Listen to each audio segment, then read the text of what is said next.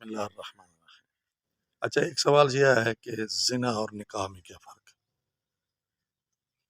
کیونکہ زنا میں بھی آمادگی ہوتی ہے دونوں کی، اور نکاح میں بھی آمادگی ہوتی ہے، لیکن اس کا جو فرق ہے وہ واضح ہے اور اظہر من الشمس ہے کہ زنا جو ہے وہ اس کی اتھارٹی نے جو ہے وہاں اجازت نہیں دی۔ اتھارٹی کون ہے؟ اللہ تعالیٰ کی ذات۔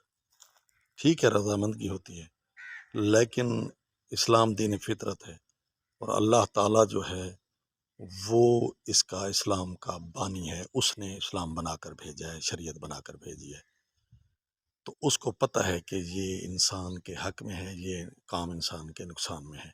اب میں آپ کو ایک دو مثال دینا چاہتا ہوں۔ مثلا ایک زمین پڑی ہے، زمین، لیکن وہ کس کی زمین ہے؟ زمین اس کی ہے جس کے پاس رجسٹری ہے، جس کے پاس انتقال ہے۔ اگر نہیں ہے اور کوئی اور بندہ آ پر اس پر قبضہ کرتا ہے تو اس کو قابض کہیں گے، مالک نہیں کہیں گے، وہ مالک نہیں ہے، اور وہ جو قبضہ کرتا ہے وہ مطمئن بھی نہیں ہوگا، کیونکہ اس کی اپنی ذاتی نہیں ہے۔ ذاتی کس کی ہوگی؟ جس کے پاس سند ہوگی، جس کے پاس رجسٹری ہوگی، دوسرا غاصب سمجھا جائے گا۔ اب جب وہ قبضہ کرے گا تو معاشرے میں فساد و بگاڑ پیدا ہوگا۔ بعین ہی اسی طرح ہے کہ جب ایک عورت سے کوئی زنا کے تعلقات قائم کرتا ہے تو وہ اس کی نہیں ہے، اس کے پاس مالکیت کا سرٹیفکیٹ نہیں ہے، نکاح نہیں ہے، تو وہ غاصب سمجھا جائے گا، اس کی نہیں ہے وہ، اور معاشرہ اس کو قبول بھی نہیں کرے گا، معاشرہ اس کے بچے کو بھی قبول نہیں کرے گا۔ حرامی کے پیچھے تو نماز بھی نہیں ہوتی، حرامی بچے کے پیچھے اس کی گواہی قبول نہیں ہے۔ یعنی معاشرہ یہ جو دوسرا اس کی میاں لڑکے لڑکی کی رضامندگی ہے، اس کو قبول نہیں کرتا، کیونکہ یہ اس میں اتھینٹیکیشن نہیں ہے، اس کو رب کی اجازت نہیں ہے، اس کو رب کی سفارش اس کے پیچھے نہیں ہے۔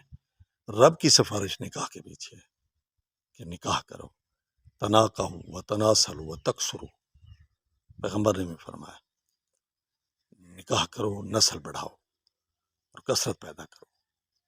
ٹھیک ہے، تو اب یہ بنیادی فرق ہے کہ معاشرہ نکاح کو قبول کرتا ہے، اور نکاح کی وجہ سے جو ہے لڑکے لڑکی کی عزت ہوتی ہے، اور نکاح کے بغیر ان کی کوئی عزت نہیں ہوتی، بلکہ معاشرہ اس کو دھتکار دیتا ہے، معاشرہ ان کی کوئی عزت نہیں کرتا، معاشرے میں وہ بے عزت ہوتے ہیں، بیڈ کریکٹر ہوتے ہیں، ان کا کوئی مقام بھی نہیں ہوتا، اور پھر ان کی اچھی جگہ پر شادی بھی نہیں ہوتی، نکاح بھی نہیں ہوتا۔ لہٰذا نکاح اور اس میں بنیادی فرق ہے کہ نہ کوئی لڑکے اور لڑکی کی عزت ہوتی ہے، اگر اس کی اولاد ہو جائے گی اس کی کوئی عزت نہیں ہوتی، اس بچے کو کوئی قبول نہیں کرتا، کیونکہ وہ اللہ تعالیٰ کی سفارش اس میں شامل نہیں ہے، اللہ تعالیٰ کا حکم شامل نہیں ہے، اللہ تعالیٰ کی رضامندگی شامل نہیں ہے، اور اللہ تعالیٰ نے کی رضامندگی نکاح میں شامل ہے۔ نکاح بہت عمدہ چیز ہے، اس میں اللہ تعالیٰ کی، رسول پاک کی، ائمہ معصومین کی مرضی شامل ہے، تو جس میں اللہ تعالیٰ کی مرضی شامل ہے وہ طریقہ اعلیٰ ہے، افضل ہے، عرفہ ہے، ممدوح ہے، اس کی مدح کی گئی، اس کی عزت کی گئی ہے، اس کا وقار ہے، وہ ممتاز ہے، لہٰذا اس میں برکت ہے، اس میں رزق میں برکت ہوتی ہے، عمر میں برکت ہوتی ہے، اور اللہ کی رحمت فراواں نازل ہوتی ہے، تو لہٰذا اس کو اپنانا چاہیے اور وقت پر کرنا چاہیے۔ وقت پر نکاح نہ ہونے کی وجہ سے معاشرے میں زنا پھیل رہا ہے، اور زنا کی خرابی یہ ہے کہ عمر میں بھی کمی واقع ہو جاتی ہے، سیٹسفیکشن بھی نہیں ہوتی، اطمینان قلب بھی نہیں ہوتا، رزق میں بھی کمی واقع ہو جاتی ہے۔ یہ واضح ہے اٹل فیصلہ ہے اللہ تعالیٰ، لہٰذا اس سے بچنا چاہیے اور نکاح کی طرف معاشرے کو لے جانا چاہیے۔ شیطان کی چیخیں بلند ہوتی ہیں جب نکاح ہو جاتا ہے میاں بیوی، لڑکے لڑکی کے درمیان، تو یہ مختلف عوارض ہم پیش کرتے ہیں، اور وہ بھی مال کی وجہ سے بھی، ایک عنصر مال کی وجہ سے بھی ہے کہ ہم لڑکے لڑکی کا جو نکاح نہیں ہو رہا، اس کی وجہ یہ ہے کہ بچی کی نوکری ہے، والدین نہیں اس کی شادی کرنا چاہتے، یہ بہت بڑا ظلم ہے۔ اگر وہ احتجاج کرے اور باغی ہو جائے تو اس کو کوئی گناہ نہیں، ہم تو خود لو میرج کی طرف لوگوں کو لے جا رہے ہیں، والدین لے جا رہے ہیں، اگر اس کی ٹائم پر شادی کر دیں تو وہ کیوں ایسے اقدام اٹھائے؟ لہذا لالچ نہیں کرنا چاہیے۔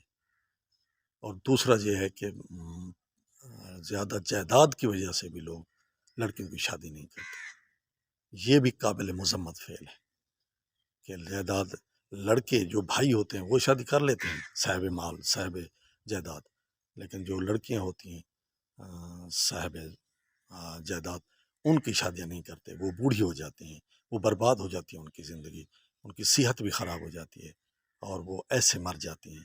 یہ لعنت کے حقدار ہیں وہ لوگ جو جائیداد کی وجہ سے لڑکیوں کی شادی نہیں کرتے، بہنوں کی شادی نہیں کرتے، بیٹیوں کی شادی نہیں کرتے۔